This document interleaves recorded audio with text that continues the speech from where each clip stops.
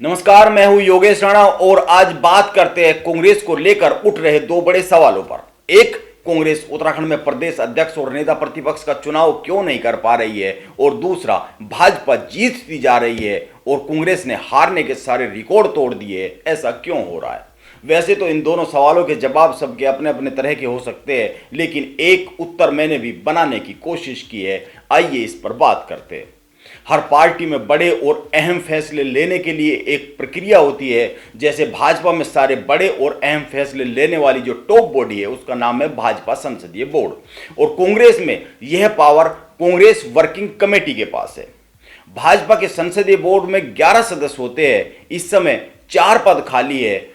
अभी भाजपा के संसदीय बोर्ड के मेंबर कौन कौन है, इस पर बात करने से पहले ये जानते हैं कि संसदीय बोर्ड का काम क्या होता है। संसदीय बोर्ड भाजपा की गवर्निंग बॉडी है। यह बॉडी भाजपा की राष्ट्रीय कार्यकारिणी की ओर से फैसले लेने के लिए अधिकृत होती है। जैसे राज्य में चुनाव के बाद मुख्यमंत्री के बारे में फैसला करना होता है तो भाजपा का संसदीय बोर्ड ही बैठक करता है और फैसला करता है। यह संसदीय बोर्ड ही था, आपको याद होगा, जिसने 2013 में नरेंद्र मोदी को प्रधानमंत्री पद के लिए उम्मीदवार के रूप में पेश करने का फैसला लिया था।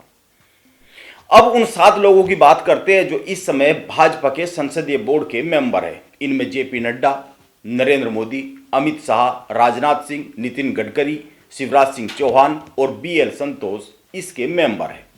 जैसा कि मैंने कहा, अभी 4 पद खाली है और माना जा रहा है कि इन 4 में से एक पद तो योगी आदित्यनाथ के लिए आरक्षित है और दूसरा किसी महिला के लिए आरक्षित है और 2 अन्य कोई और हो सकते हैं जिनको भरा जाएगा। अब आप 2 बातों पर गौर कर लीजिए। एक, भाजपा के संसदीय बोर्ड के मेंबर को भाजपा के राष्ट्रीय अध्यक्ष चुनते हैं, और दूसरी बात, अभी जो 7 लोग बोर्ड में हैं वो सभी जनाधार वाले नेता है, देश के अलग अलग हिस्सों से चुनाव को जीत कर आए हैं और अपने अपने क्षेत्र के बड़े माहिर और जानकार लोग हैं। अब कांग्रेस की वर्किंग कमेटी के मेंबर की बात कर लेते हैं। ध्यान में रखना चाहिए कि यह कांग्रेस की सबसे पावरफुल बॉडी है। सारे बड़े फैसले यही बॉडी करती है, यही लोग तय करते हैं जिनकी मैं बात करने जा रहा हूं। इनमें वैसे तो कांग्रेस की वर्किंग कमेटी में 23 मेंबर होते हैं, जिनमें से 12 member all India Congress committee चुनती है, जबकि जो बाकी के मेंबर है कांग्रेस की राष्ट्रीय अध्यक्ष मनोनीत करती है।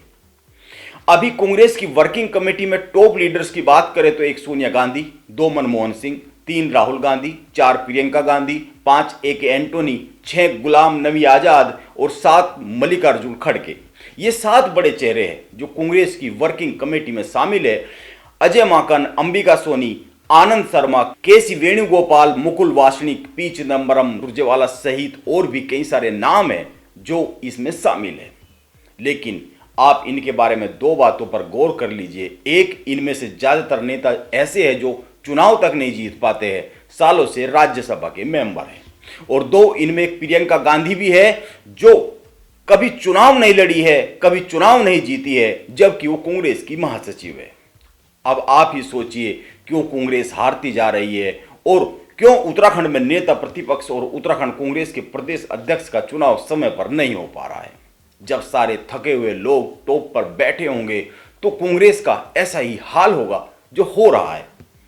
आप यह भी कह सकते हैं कि उत्तराखंड में इन दोनों पदों पर प्रदेश में जो नेता है उनमें बड़ी गुटबाजी है, आपसी झगड़ा है, तकरार है। इस कारण से इन दोनों पदों पर नेता प्रतिपक्ष और प्रदेश अध्यक्ष पद पर चुनाव नहीं हो पा रहा है, यह मान लेते हैं। लेकिन यह गुटबाजी भी इसीलिए है, और यह गुटबाजी भी इसीलिए हावी हो रही है क्योंकि ऊपर कोई दबंग और तुरंत और कड़े फैसले लेने वाला आदमी नहीं बैठा हुआ है, ऐसा मैं मानता हूं। अंत में एक तथ्य और समझ लेते हैं। जब 2014 में नरेंद्र मोदी प्रधानमंत्री बने उस समय देश के 16 राज्यों में कांग्रेस की सरकार थी। आज देश के 29 राज्यों में से 17 में भाजपा की सरकार है।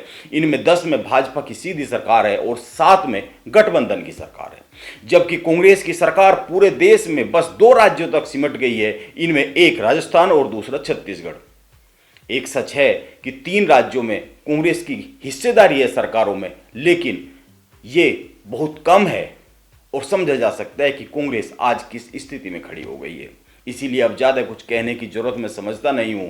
आप खुद ही सोच सकते हैं कि ऐसे नायकों के जिम्मे कांग्रेस की कमान है तो फिर नतीजे क्या होने वाले हैं। यह जाहिर सी बात है। नमस्कार, आप बने रहे मेरे साथ।